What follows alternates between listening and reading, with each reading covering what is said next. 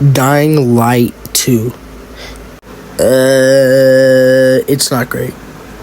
Dying Light for me is a very special game. First time I played Dying Light was over at my best friend's house on his birthday.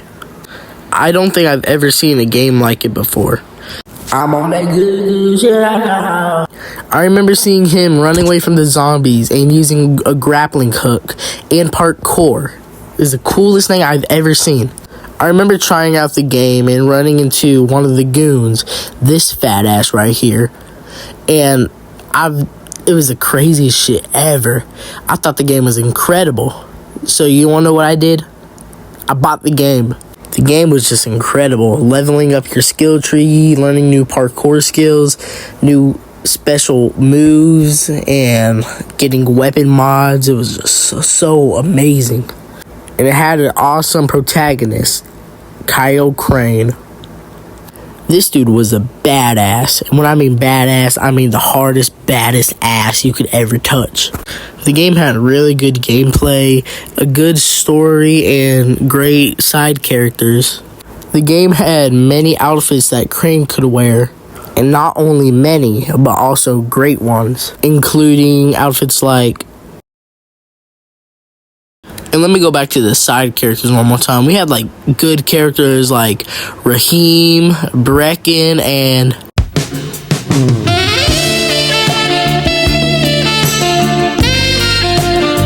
She died though. This game is just spectacular. Like, soundtrack is absolutely amazing, like incredible. But let me get into the enemy types. You have normal zombies, then you have virals who are running zombies, but then you have like stuff like the toads. They're always so loud and making noises like... Yeah. And just the scenery is so beautiful, like the lighting just looks amazing. Okay, I've talked about this game enough because the video is actually about the sequel to it, Dying Light 2.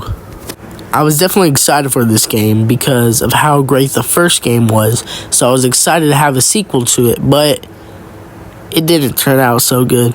I remember whenever Dying Light 2 first came out, the game was just so clunky. The game on launch had like a lot of bugs. The movement was like floaty, and swinging your weapon felt like robotic or like clunky. It was very bad. But later, like a year ago maybe, they had an update that fixed all that, and it was a lot better. But let me dive into what I really want to talk about, the story. You play as a man named Aiden Caldwell. In the game, they refer to him as a pilgrim, and they're like outcast or something. They don't really explain what that means all that well, but they keep on calling him that in the game. Like, it almost sounds like a slur at that point.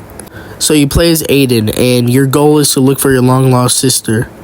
And you venture into a city called Old Villador. The reason why I keep on saying this game is not that great is because of the story. The story didn't make sense, and it was very uninteresting. Side characters were okay, I guess, but at least we saw the return of Spike from the first game. I would explain the story more, but that's why it was bad, is because I didn't understand it.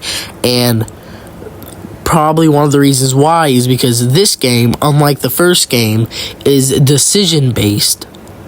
There's some simple stuff like choosing different dialogue, but then there'll be big decisions like giving power to these people instead of these people and stuff like that that can change the whole game. Personally, I was not a huge fan of it at all. I think the game would be a lot better without the decisions. And by the way, Aiden gets bit at the very beginning of the game, and if you're in the dark for too long, whether that's nighttime or in a dark room for too long, this UV meter will build up to where after it fills up from being in the dark too long, you die because you turn into a zombie by then. And the only way to counter this is to go back into light or UV light. hence why the game is called Dying Light 2: Stay Human. Now we're going to be talking about gameplay and parkour. Honestly, after all the updates and bug fixes, I actually really enjoy the gameplay in this game. Personally, I think the gameplay itself is a little bit better than the first game's gameplay. It takes what's good about the first game and expands upon it. You can wall run, you can do a normal jump and a high jump, and after vaulting something, you can do a far jump. As you progress through the story, you get a paraglider, which is a very fun way to traverse through the city. And what I really mean by the gameplay is better than the first game is that I feel like they have more parkour skills than in the first game. I think the parkour is a lot better in this game than it is in the first game. And there is a return of the grappling hook, but except it's a lot more different. Instead of feeling like Spider-Man with the grappling hook like in the first game, you feel more like Tarzan. What I mean by that, in the first game with your grappling hook, you can just point it anywhere and just zip right up to it, almost like Spider-Man. But in the second game, whenever you use the grappling hook, you actually swing on it like a actual rope, almost like how Tarzan can swing from a vine. This game does take place 15 years after the events of the first game.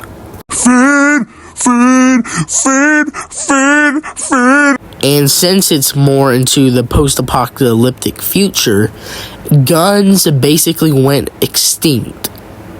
Yeah, there are no guns in this game, except for this single-use shotgun that you can craft after 2 shots and then it breaks. That was until recently when Dying Light added an update that brought back guns. So it definitely seems like Techland has been working hard to fix the problems with the game. So now onto the weapons. The weapons don't feel all that strong like how they were in the first game. The weapons did have some unique designs, a lot of them looked very makeshift. And in Dying Light 2, they still have outfits that you can wear, but you can buy them at a shopkeeper and buy different parts for an outfit, which was actually kind of cool. So you can mix and match different pieces. And they still have DLC packs with outfits and weapon blueprints still.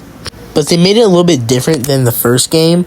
Instead of buying an actual DLC pack, you have to buy coins, and you can use those coins to unlock a new pack. But when I played the game, you get a free 500 points, and I was able to put that towards the Walking Dead skin pack, which honestly is absolutely awesome. You get the classic Rick Grimes outfit, and you get 3 weapons. You get Lucille, Negan's knife, and Michonne's katana.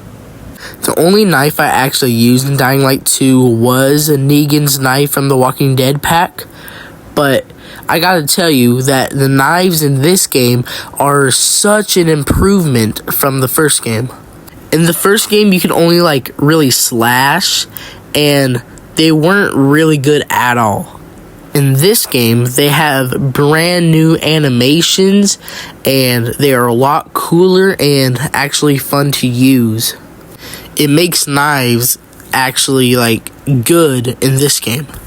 And in this game, they actually have swinging ropes that you can swing from, so it's really fun to just kind of run around the city and just do parkour, and every now and then you'll see a rope that you can jump and swing across from one building to another. It's almost like a game that you would it's almost like a game that you would load up like Spider-Man or something, just to swing around the city and have fun. But if I gotta add one thing, I can't really remember if this is a thing with the first game, but in this game, the lighting is just so weird. You can be in a room and you have your flashlight on and you can see perfectly fine, but if you turn it off, it's pitch black. It's not the biggest deal, but it is kind of like a little gripe I have with the game.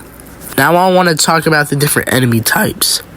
Nothing very memorable like the first game. They still have demolishers and goons, but they have new models, but they're not very interesting or fun like how they were in the first game. They obviously have returning zombies like normal biters, virals, bombers, and pretty much everything else. But of course, in the new game, there's new enemy types. They have stuff like... But yeah, you don't really see them too often, and when you do, they're just kind of annoying or not that big of a threat. But honestly, I am sad to say that this game was not all that good, mostly because of, like, it has to live up to the first game, and the first game was just so much better, especially with the story and characters and missions, so they really kind of fell off with that. Gameplay is definitely good, like I said, but I'd rather just go play the first game, especially since you get to play as Kyle Crane instead of Aiden. But spoiler alert, in the DLC to Dying Light 1, The Following, yeah, Crane kind of turns into a zombie at the end of that.